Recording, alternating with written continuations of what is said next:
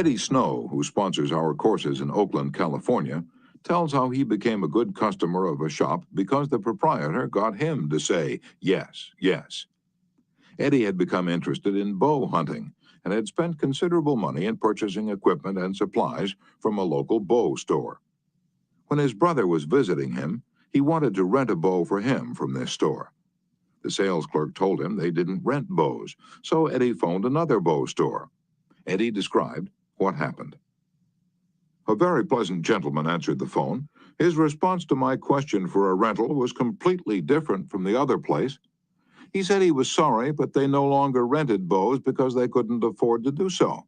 He asked me if I'd rented before. I replied yes several years ago. He reminded me that I probably paid $25 to $30 for the rental. I said yes again. Then he asked if I was the kind of person who liked to save money. Naturally, I answered yes. He went on to explain that they had bow sets with all the necessary equipment on sale for $34.95. I could buy a complete set for only $4.95 more than I could rent one. He explained that is why they had discontinued renting them. Did I think that was reasonable? My yes response led to a purchase of the set, and when I picked it up, I purchased several more items at this shop and have since become a regular customer. Socrates, the gadfly of Athens, was one of the greatest philosophers the world has ever known. He did something that only a handful of men in all history have been able to do. He sharply changed the whole course of human thought.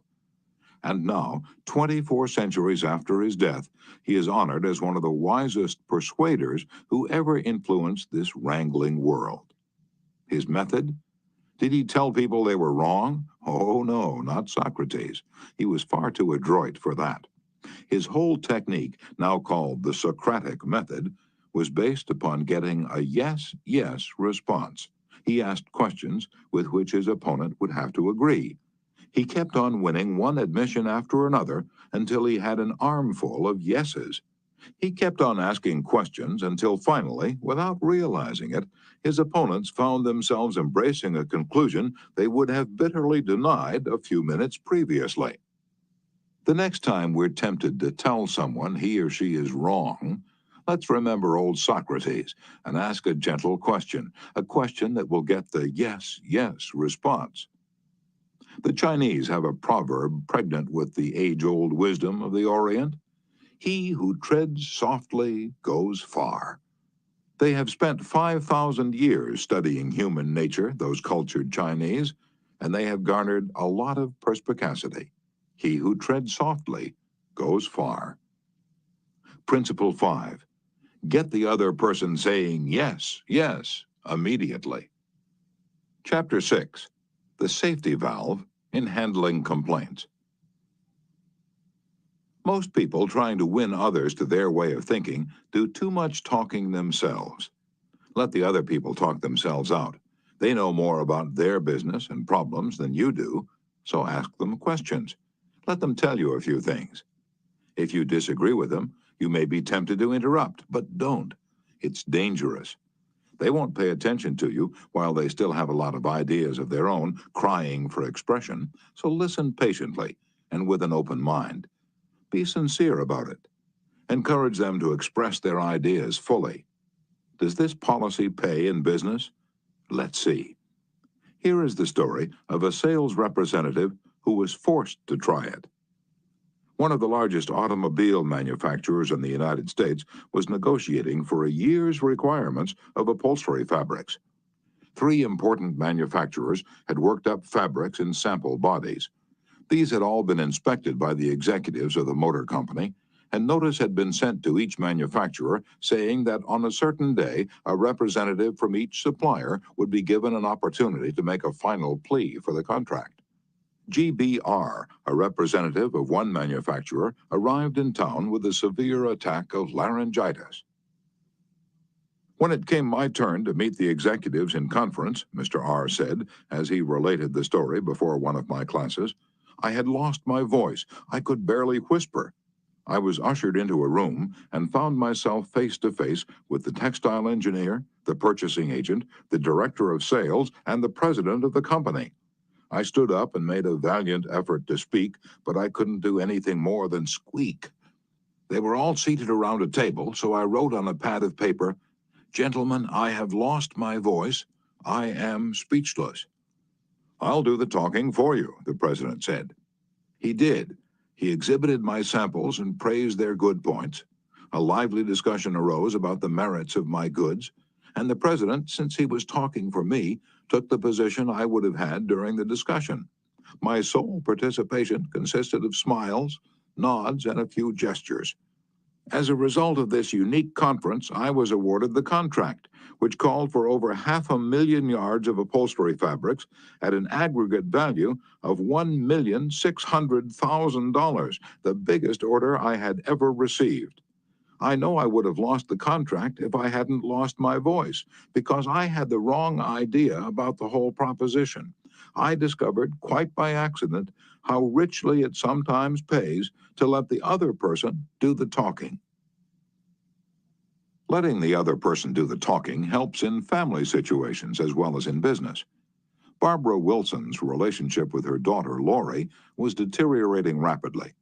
Lori, who had been a quiet, complacent child, had grown into an uncooperative, sometimes belligerent teenager. Mrs. Wilson lectured her, threatened her, and punished her, but all to no avail. "One day," Mrs. Wilson told one of our classes, "I just gave up. Lori had disobeyed me and had left the house to visit her girlfriend before she had completed her chores. When she returned, I was about to scream at her for the 10,000th time, but I just didn't have the strength to do it. I just looked at her and said sadly, 'Why, Lori, why?'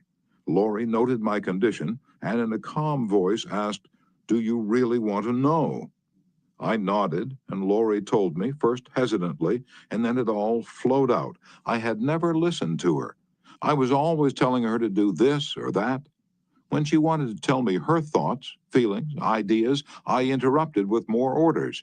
I began to realize that she needed me not as a bossy mother, but as a confidant, an outlet for all her confusion about growing up. And all I'd been doing was talking when I should have been listening. I had never heard her. From that time on, I let her do all the talking she wanted. She tells me what is on her mind, and our relationship has improved immeasurably. She is, again, a cooperative person." A large advertisement appeared on the financial page of a New York newspaper, calling for a person with unusual ability and experience. Charles T. Kubellis answered the advertisement, sending his reply to a box number. A few days later, he was invited by letter to call for an interview. Before he called, he spent hours in Wall Street finding out everything possible about the person who had founded the business. During the interview, he remarked, "I should be mighty proud to be associated with an organization with a record like yours. I understand you started 28 years ago with nothing but desk room and one stenographer. Is that true?" Almost every successful person likes to reminisce about his early struggles, and this man was no exception.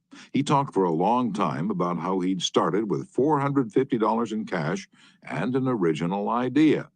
He told how he'd fought against discouragement and battled against ridicule, working Sundays and holidays 12 to 16 hours a day, how he finally won against all odds. Until now, the most important executives on Wall Street were coming to him for information and guidance. He was proud of such a record. He had a right to be, and he had a splendid time telling about it. Finally, he questioned Mr. Kubellis briefly about his experience, then called in one of his vice presidents and said, "I think this is the person we're looking for." Mr. Kubellis had taken the trouble to find out about the accomplishments of his prospective employer.